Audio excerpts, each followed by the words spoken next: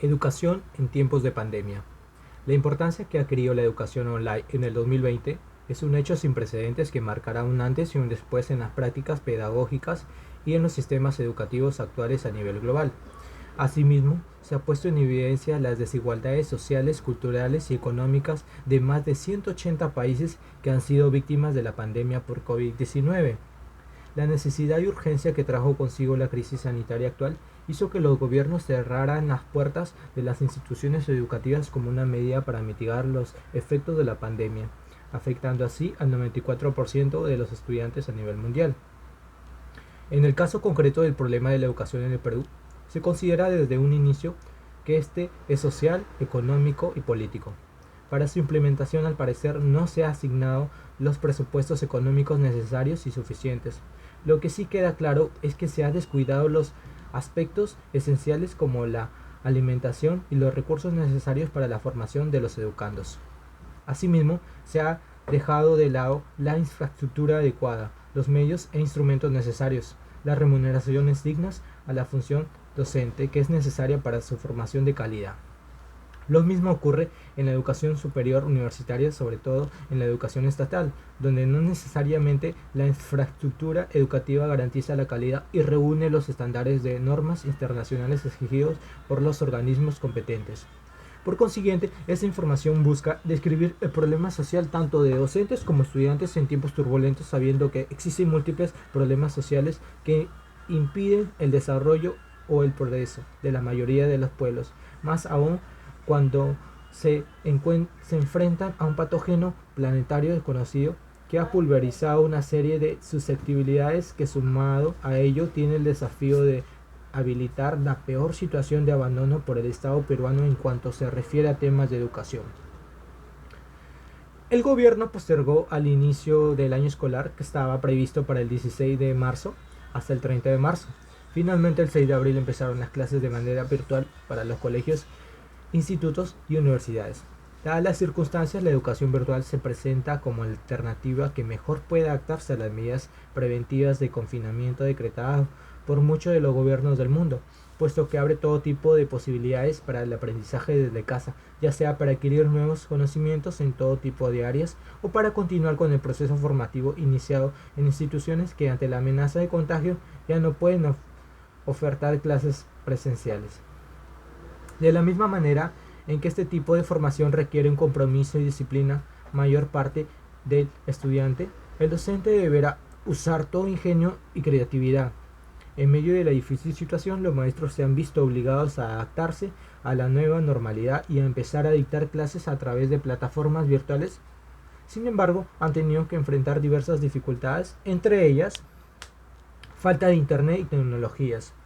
El servicio de internet es deficiente en algunas zonas urbanas, se saturan y se sobrecargan por la demanda del servicio. En muchas zonas rurales el acceso a internet parece imposible, ya que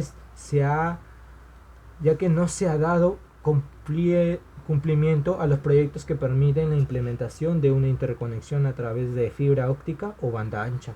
Hoy en día podemos diferenciar sectores que tienen el acceso total a las tecnologías, sectores que no tienen acceso de ningún tipo y zonas donde no hay acceso de forma completa. Si ponemos un ojo en las zonas indígenas y las zonas rurales, el panorama es muy desalentador y triste. En la región de Cusco, muchas viviendas en las zonas rurales no cuentan con internet. Así no se puede implementar una educación virtual adecuada porque existe carencia de acceso a tecnologías y conectividad. La deserción escolar se está dando mayormente en zonas del interior del país, ya que no cuentan con una conexión a internet o el dinero para hacer recargas en sus celulares y así poder asistir a clases virtuales o mandar las tareas que se les exige a los alumnos. Desde Piura, el decano de colegio de profesores mencionó que debido a los problemas económicos de sus familias causados por la pandemia, los estudiantes se han visto obligados a trabajar y dejar los estudios. Falta de habilidades tecnológicas y metodológicas que necesita la educación online. Las medidas de seguridad sanitarias y el paso de la educación online tomaron por sorpresa a los docentes, quienes rápidamente tuvieron que adaptarse a implementar nuevas herramientas a su enseñanza para lograr brindar clases de forma virtual. Sin embargo, el cambio abrupto que tuvo la educación también dejó en evidencia que muchos maestros carecen de habilidades digitales necesarias para lograr llegar de forma afectiva a los estudiantes. A ello hay que sumarle que la mayoría de instituciones dedicadas a este rubro no cuentan con una plataforma digital que les facilite la tarea pedagógica a los maestros. Por esta razón, gran parte de los docentes ha tenido que recurrir a Google Meet y a Zoom para poder desempeñar sus labores académicas. Problemas familiares y falta de motivación. Las condiciones en las cuales vive el estudiante es un factor importante para su motivación, es decir, un ambiente donde sea violentado o con padres que discuten constantemente aumenta la deserción. Según cifras del NI, el 40,5% de niños de 12 a 17 años han sufrido violencia en sus hogares en los últimos 12 meses, como respuesta ante el brote del COVID-19. La salud mental del alumnado en la universidad se ve aún más alterada por una forzosa virtualización de la enseñanza no esperada y menos aún planificada, en una situación tan compleja como la mencionada.